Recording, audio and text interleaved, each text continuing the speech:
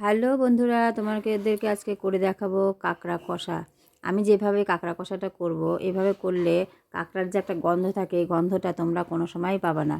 তো তার জন্য আমরা কাঁকড়া তো নিয়ে নিয়েছি, কাঁকড়াটাও কেটে কুটে নিয়েছি, আর এখানে নিয়েছি আলু, টমেটো, পেঁয়াজ। এবার ওই আলু, টমেটো, পেঁয়াজের মধ্যে আমরা কাঁকড়াটাকে দিয়ে দেবো। আমরা কিন্তু কাঁকড়াটা বেছে নিয়ে কাঁকড়াটাকে 2-3 মিনিট গরম জলে ডুবিয়ে রেখেছিলাম। তারপরে কাঁকড়ার যে গন্ধটা, সেই গন্ধটা আর থাকবে না। এর মধ্যে দিয়ে দেবো পেঁয়াজ, রসুন, আদা, কাঁচা লঙ্কা পেস্ট দিয়ে দিলাম। এটা যেহেতু আমরা কষা করব, তাহলে সেইভাবেই আমি করতে হবে। এখানে দিয়ে দিলাম জিরে গুঁড়ো, ধনে গুঁড়ো, কাশ্মীর লঙ্কার গুঁড়ো, হলুদ গুঁড়ো, আর দিয়েছি লঙ্কার গুঁড়ো, স্বাদ মতো লবণ দিয়ে দিয়ে এর মধ্যে দিয়ে দিলাম কিছুটা সরষার তেল। আমরা এটা রান্নাটা সরষার তেলেই করব। তো কিছুটা দিয়ে দিলাম মাখাতে, আর কিছু একটু ফোড়নে দেওয়ার জন্য সামান্য 1 চামচের মতো আমরা সরষার তেল দিয়ে দিলাম কড়াইতে। এবার এটাকে মানে মাখাটাই হচ্ছে মেন। এটাকে ভালো মতো করে মেখে নিয়ে আমরা 10 মিনিটের জন্য এটাকে রেখে দেব। 10 মিনিট পর এটাকে আমরা কিন্তু বসাবো। আর কাঁকড়ার যে গন্ধটা, অনেকে কাঁকড়ার গন্ধে খেতে চায় না, কিন্তু এইভাবে যদি তোমরা রান্না করো, কাঁকড়ার কিন্তু কোনো গন্ধই থাকবে না। মানে একবার খেলে বারবার এইভাবেই খেতে চাইবে কাঁকড়ার রেসিপি।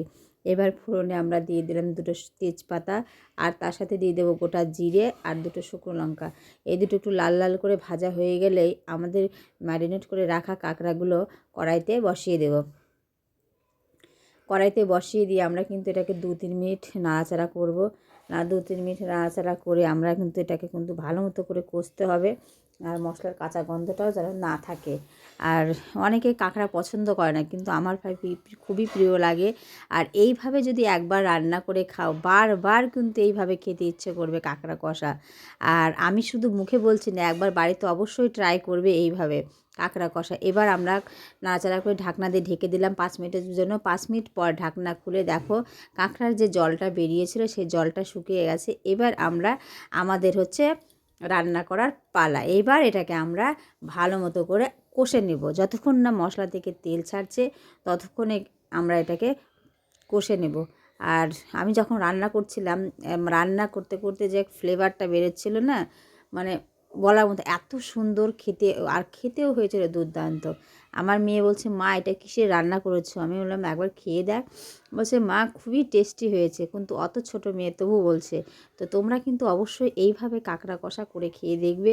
যদি ভালো লাগে, যদি কেন ভালো লাগবেই, আমি এটা 100% গ্যারান্টি দিয়ে বলছি, খুবই ভালো লাগবে এইভাবে রান্না করে। একবার যদি এইভাবে রান্না করে খাও। তো এইভাবে আমরা কিন্তু কষে নিয়েছিলাম 5 থেকে 7 মিনিট।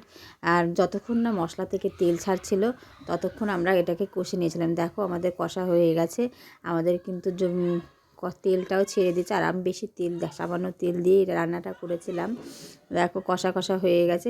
তুমি কষা কষা এইভাবেও খেতে ভালো লাগবে, কিন্তু আমি এইভাবে করে দিয়েছিলাম, কিন্তু এই দেখো তেল ছেড়ে দিয়েছে, পুরোটা একদম তেল ছেড়ে দিয়েছে। এবার একটু সামান্য জল দিয়ে দেবো। এই কাপের মতন জল আমি দিয়ে দেবো এর মধ্যে। হাফ কাপ জল দিয়ে এটাকে নাড়াচাড়া করে, মশলাগুলো কড়াইতে লেগেছিলো সব চারদিকে একসঙ্গে করে নিয়ে এটাকে আমরা কিন্তু 2-3 মিনিটের জন্য ঢাকনা দিয়ে ঢেকে রেখে দেবো। 2-3 মিনিট ঢাকনা দিয়ে ঢেকে রেখে দেওয়ার কারণ, তাহলে যেটুকু কাঁকড়ার মধ্যে রস ঢুকুনি সেটুকু রস ঢুকে যাবে।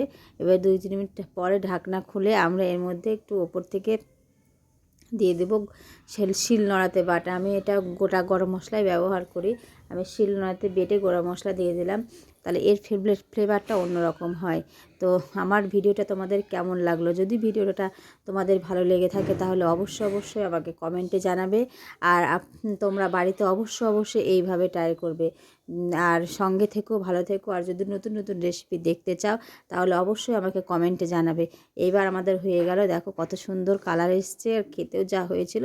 এবার এটাকে নামিয়ে নিলেই আমাদের গরম গরম ভাতে আমাদেরকে সার্ভ করতে হবে। তো ভালো থেকো, সুস্থ থেকো। পরবর্তী কোনো ভিডিওতে তোমাদের সাথে কথা হবে, দেখা হবে। আজ তবে আসি, টাটা।